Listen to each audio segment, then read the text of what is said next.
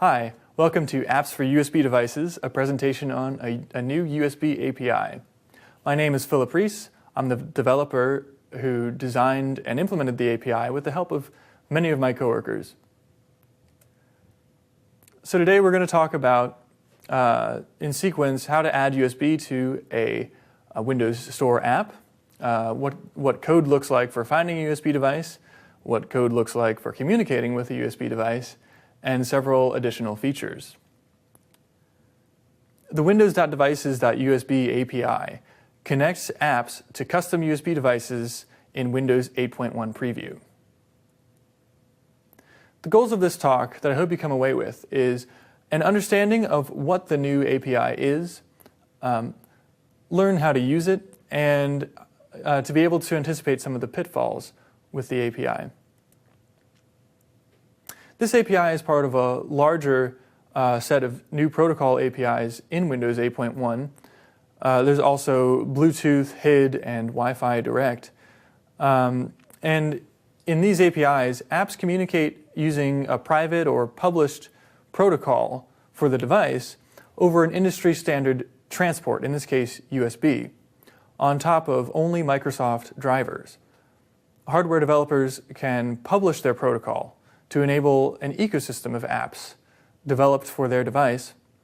You can imagine prototyping a new device using an HTML and JavaScript app. We think this is very approachable for the growing community of hardware developers and hobbyists. Some prerequisites for this talk are the WCL23 talk that discusses overall what device protocol apps look like.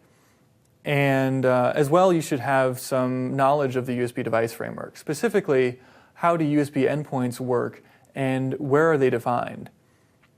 Also, knowledge of WinRT is going to be essential for your app. You need to know how streams work in I/O, as well as how async operations work, because this API depends heavily on them. To get a sense of the scope of the API, let's take a quick look at the architecture. Your Store app talks to the Windows.Devices.USB API. In turn, our API is going to interface with the device broker in order to allow your app access to the device. I'd also like to note that this API is available for non-Store apps. If you want to write a desktop app in C#, that could be a lot easier now using this API rather than WinUSB. This API is for custom peripherals. Often that means that the device is defined as its class being vendor-specific, which means it's a unique device from the manufacturer. But the API can also be used with several device classes, such as serial, firmware update, infrared, measurement, personal healthcare. The complete list is on MSDN. However, a key point to note is that WinUSB must be the device driver in order to use this API. And there are several classes that you can't talk to with this API because the system already talks to these classes, or there's another API for the class, such as for HID devices. A few more notes on device classes. When I say device class, I'm referring to the device's first interface descriptor, which defines 3 separate bytes declaring a class code, subclass code, and protocol code according to the USB standard. Store apps need to declare a device type in their app manifest by name or class code before opening them, and I'll go into how that works. But first, I would just like to demonstrate very briefly the custom USB device access sample, which is our code sample for the API, and also just get to show you that this API really does talk to USB devices from Store apps. So I'm going to go ahead and launch the sample app. And there's a list of devices on this screen, but there's no devices. That's because I've got this here. Now this is a USB FX2 development board, which is available, as well as a SuperMUT, also available for you to get. And these are actually the 2 devices that your app that the sample app talks to. I'm going to go ahead and plug in the FX2, and it's going to appear on this list. So I'm just going to select it and tell the app to go ahead and start communicating USB with it. And what happens is I get a prompt saying, asking me as a user, do I want this app to be able to talk to this USB device? Now if I say block, it's just going to give me an error, kind of boring demo. So I'm going to go ahead and say allow and perform a control transfer to the device. We will set this 7-segment display. I chose 3 because, hey, USB 3 is cool. And I will click set. And there you go. Now that you've seen how the app works, let's see how to write it. So to begin writing your app, you need to first know your device. And then you also need to figure out some of the details of your device, such as the class and device ID, which you'll then combine into a declaration made in your app manifest. So knowing your device means, of course, you need to know what protocol your device speaks. What do the bytes on the wire mean when you send and receive data? And how do you identify that a device does comply with your protocol? You need to know what driver loads. I'll give you a hint. It has to be WinUSB to use the API. And you also need to go ahead and make a declaration about how to know your device using the app manifest, which I'll go into now. So the USB device class can be defined in several ways. The most intuitive, I think, is the class ID of the device. Like I mentioned, a USB device's class is defined by these 3 bytes in the interface descriptor. And you can declare talking to a device of a particular class code with any subclass and protocol, which is number 1 here, or a particular class and subclass with any protocol, or you can specify all 3. As an alternative, there's a list of class names that you can declare that map to a class ID seen here. And lastly, you can also declare your class as a WinUSB device interface GUID. The other dimension of declaring your device is the device's ID. One option is to declare an explicit vendor ID and product ID, or VID-PID. And the other option is to declare that your app talks to any VID-PID for its given class. And I just like to note that when you declare a VID-PID or the class codes, that's always in hexadecimal. There is a limitation I'd like to point out to declaring that your app talks to any device ID, and that is that if you've defined a broad device class that your app talks to, then you're not allowed to declare any device ID. You can think of this as, it doesn't make sense to declare that your app talks to any vendor-specific device. That's simply not imaginable, that a single app would be able to talk to every vendor-specific device in the world.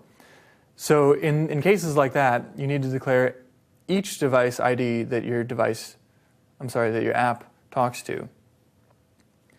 However, if you declare a narrow device class, such as personal healthcare, then you can go ahead and use the any for your device ID, or declare specific device IDs.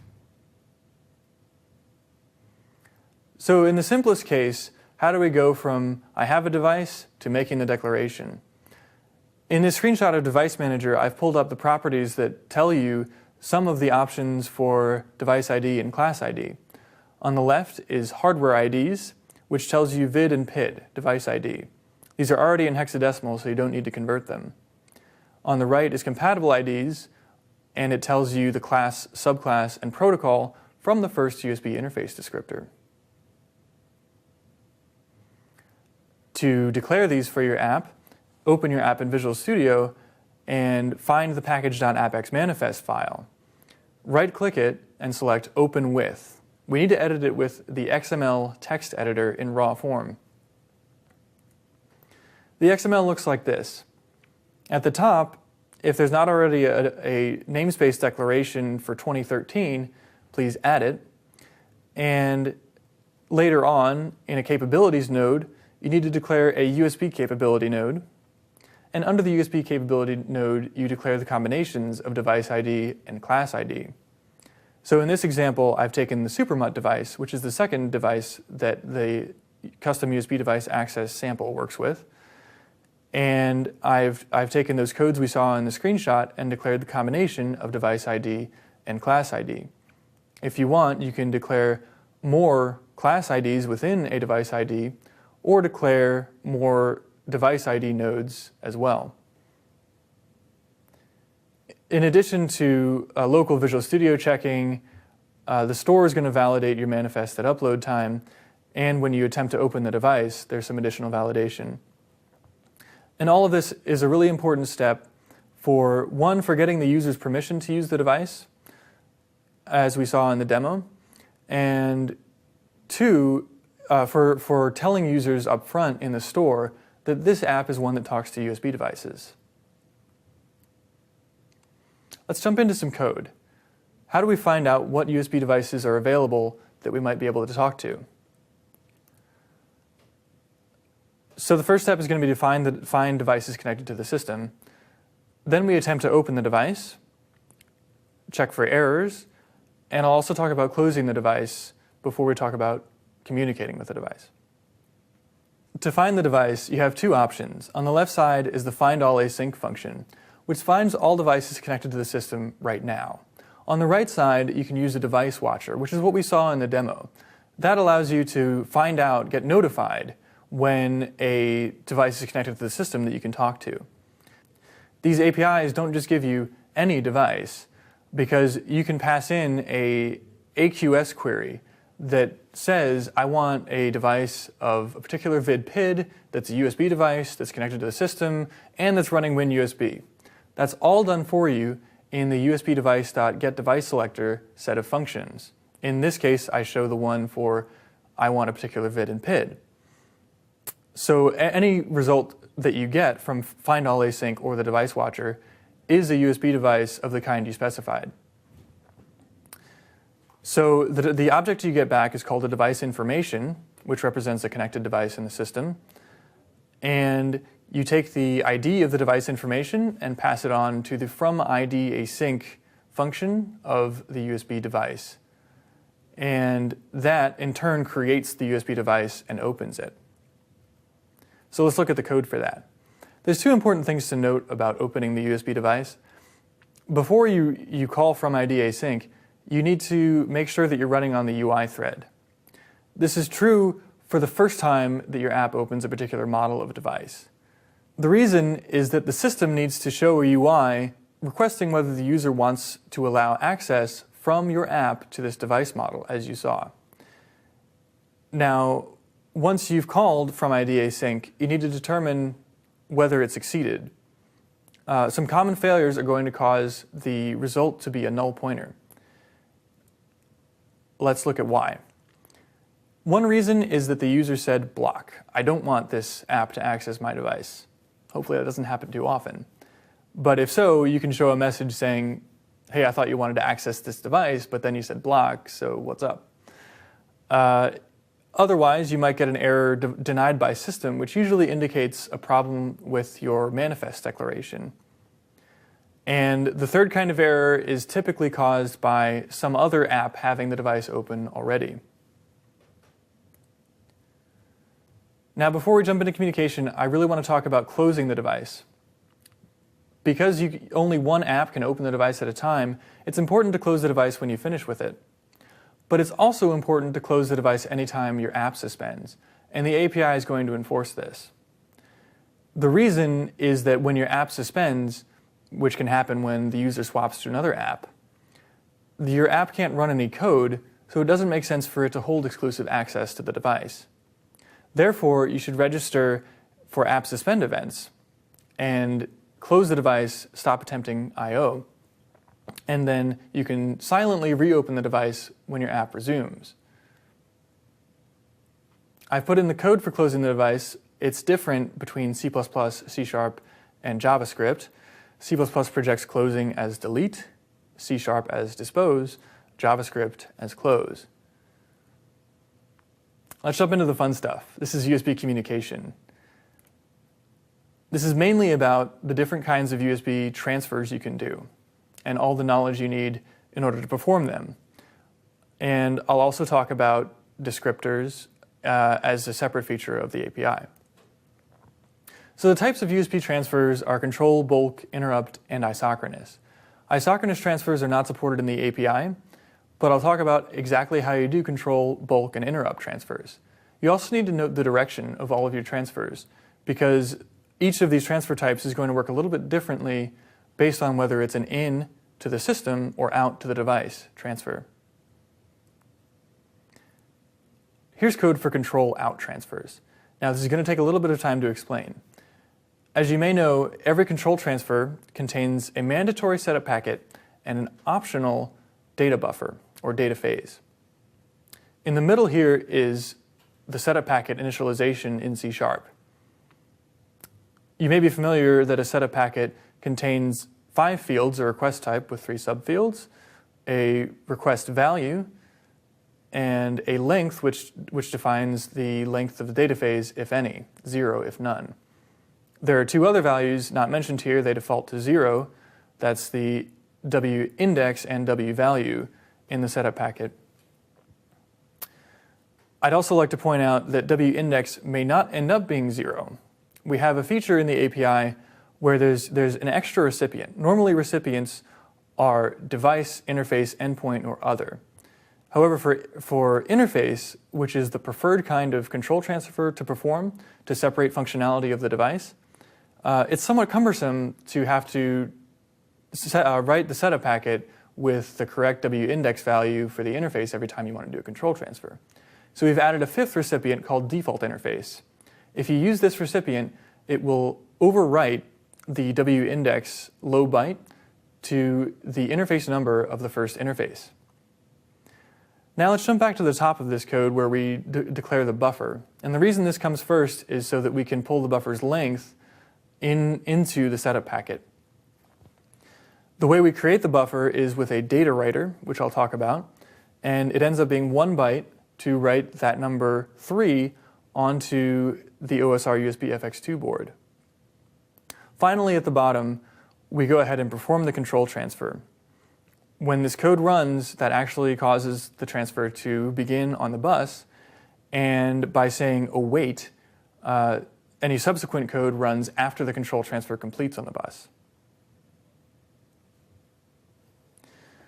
Bulk and interrupt transfers require a concept of pipes. For control transfers, there's a default pipe, so you don't really need to think about it. But we have pipe objects that are used to perform bulk and interrupt transfers. Now, when you first get a USB device object, when you open that device, several more objects are actually created to support performing I/O immediately on the bulk and interrupt pipes. You can retrieve these pipe objects by accessing properties. You should know that several properties of USB objects return other USB objects or arrays of objects. So in this case, we start with a USB device and we read the default interface property. That gives us one of the USB interface objects, and on that USB interface object lives an array of objects called interface settings.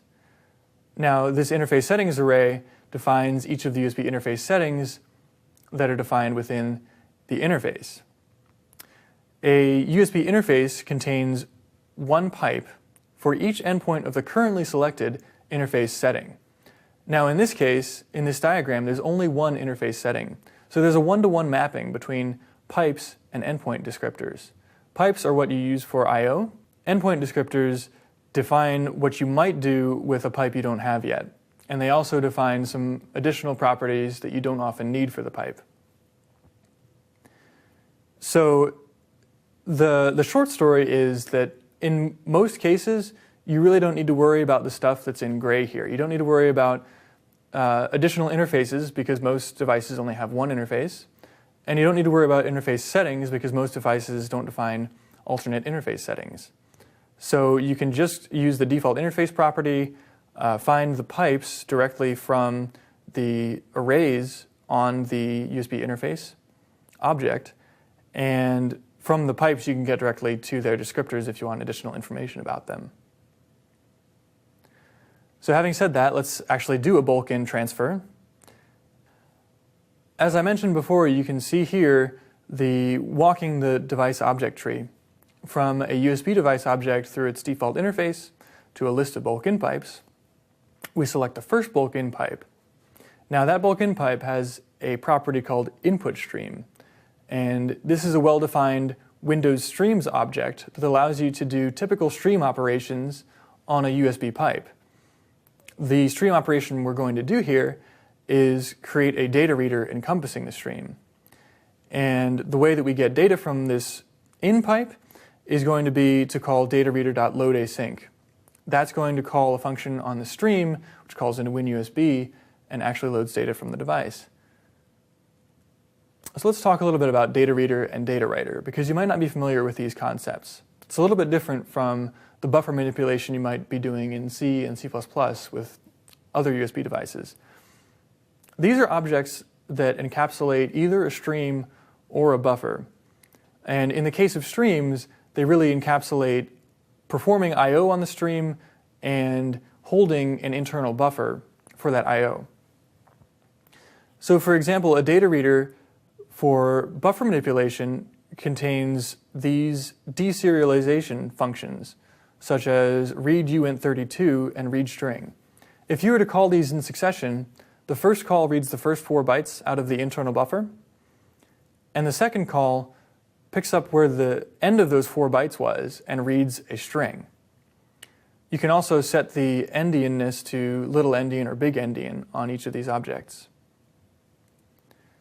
So bulk or interrupt out are going to look much like bulk in, except that we use a data writer instead of a data reader. We get an output stream, and we encapsulate it with the data writer. The data writer has an internal buffer that we're going to populate with an array of bytes. And then we send that data out by calling storeAsync on the data reader object. Interrupt in is a little bit special.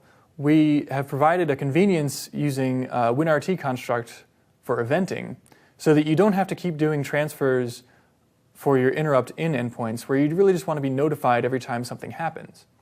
To provide for that, we give you an event callback. And there's 2 parts to using this.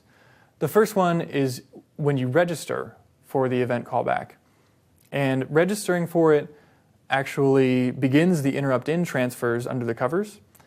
And whenever your device provides data on its interrupt in pipe, that data gets passed into your callback function. So your callback function runs every time your device indicates it's got something to tell you. For USB descriptors, we provide some support that's better than what you might be used to. In the old days, you might remember incrementing by B length to read a set of descriptors. That's no longer necessary with this API. Instead, we create an array of USB descriptor objects out of the USB configuration descriptor set. And from each of the objects in this array, you can parse it as a standard descriptor, as seen with the configuration descriptor triparse, interface descriptor, endpoint descriptor. These will create an object representing the standard descriptor, if possible. Otherwise, you can go ahead and read the raw descriptor by getting its buffer. And this allows you to read custom descriptors and look at what descriptors are adjacent to them to provide a decent experience for descriptor parsing. Let's talk about some more app features we have related to the API. Those are going to be serial over USB, device power management, background tasks, composite devices, exclusivity, and debugging. Serial over USB is part of this feature. Provided that you can load WinUSB on the serial over USB device, you can talk to it with this API. And we've created a separate sample to demonstrate this. However, this API doesn't provide any functionality encompassing serial over USB, so your app needs to speak serial over USB just as the sample does. Also, there may be a compatibility trade-off where in some cases you have an existing app and driver that talk to each other. If you want to use this API, you need WinUSB, so you need to decide what's best for your device. Device power management is free. You don't need to worry about your device's idle and low power states. WinUSB is automatically going to save the most power possible whenever there's no communication going on with the device. Or even if you have an in transfer pending, such as an interrupt in event handler enabled, the device can still go to low power state and be able to come out of it by waking. Let's talk about some background tasks. So I mentioned earlier that when your app suspends, you need to close the device. This could prevent some interesting scenarios, such as performing a sync with the device where the user doesn't want to sit and watch it go, or performing a firmware update where if the user were to switch away and your I/O is all stopped, that could destroy the device.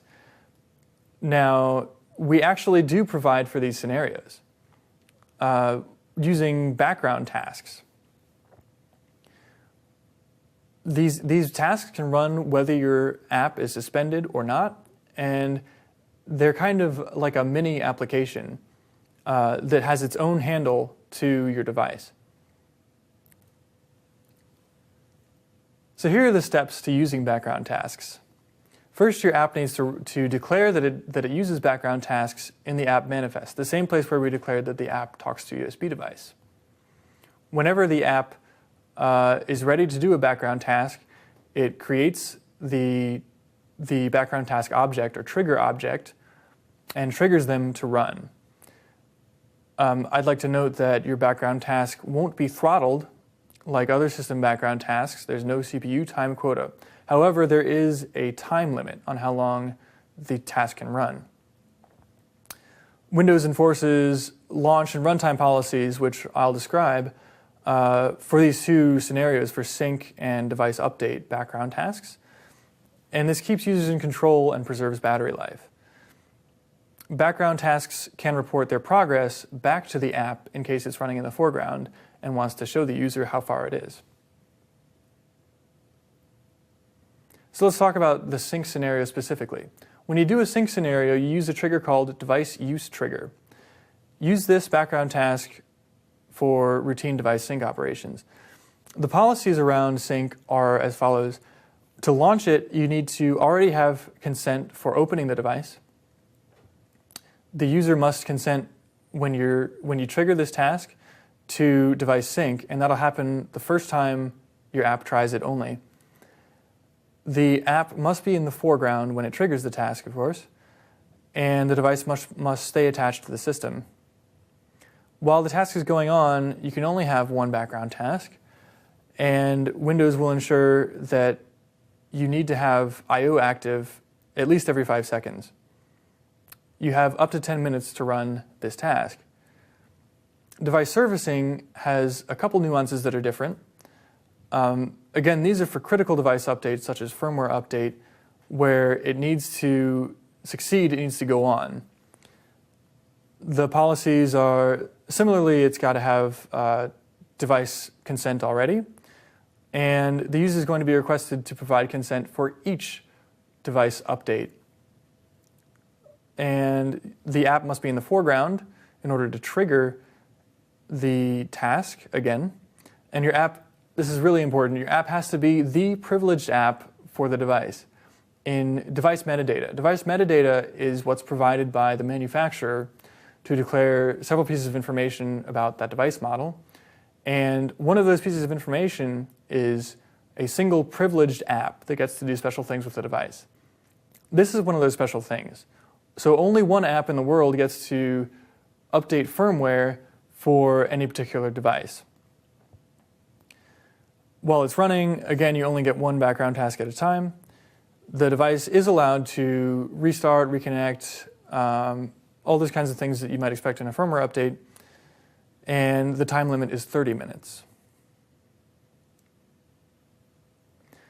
I'd like to talk a little bit about composite USB devices, which are multi-function devices. If WinUSB is loaded on one function or multiple functions, you get to open each WinUSB function as if it were a complete USB device. There's also this exclusivity that I've mentioned before. It's really important to keep in mind that when you hold open a device, no one else can talk to it. this is actually a feature for you because you don't have to worry about someone else messing with the device while you're using it. But you also have the responsibility of closing it on app suspend and when you're done, and you need to understand that opening the device can fail because someone else already has it open. Lastly, let's talk just a little bit about debugging. We've provided WPP trace messages in 3 of the components that you saw on the architecture slide so that you can understand maybe what's going on under the covers for some of the decisions or the I/O that's being done. These are the API itself, the device broker, and WinUSB. Now, I don't expect you to copy-paste these GUIDs or type them out. We've actually posted instructions for performing this trace with all the commands you need and everything on USB Core blog. And here are a few tips and tricks for you. A try-catch block is important for the cases where an exception might be thrown. Very commonly, maybe the I/O operation is one that could throw an exception. Maybe the device is going to stall the transfer. You also need to, you don't need to, but it would be a good idea to watch for the device disconnecting. And this allows you to stop your I/O because you know you can't talk to the device anymore. And you can also let the user know that things aren't going to work because the device is unplugged. Maybe they should plug it back in or something. Apart from JavaScript, there's a caveat where to update the UI, you need to be on the UI thread. And often when you get a callback from an asynchronous operation completing, for example, you're not going to be on the UI thread. So you have to have this code that switches to the UI thread to perform an update in the UI. And note that when you close the USB device, that returns immediately, and it attempts to close the handle, it cancels your I/O. You may have I/O completing after the device closes, and because of that, there may be a short delay before you can reopen the device, or another app or your background task can reopen the device. So you should be aware of that and test for it. PC internal devices are for OEMs to use. They are not openable by any app like peripheral devices are. Peripheral devices enable an ecosystem of apps. PC internal devices are only accessible by privileged apps.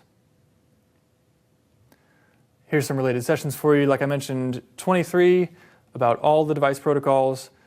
26 focuses on Bluetooth, but talks to HID and USB a bit as well. 28 and 24B are for HID and Bluetooth. And 108 is about background tasks, but not relating specifically to devices. Some resources for you are the sample links and the API references, as well as some information on how to install WinUSB, which you can do without writing any INF. You can do that in your firmware.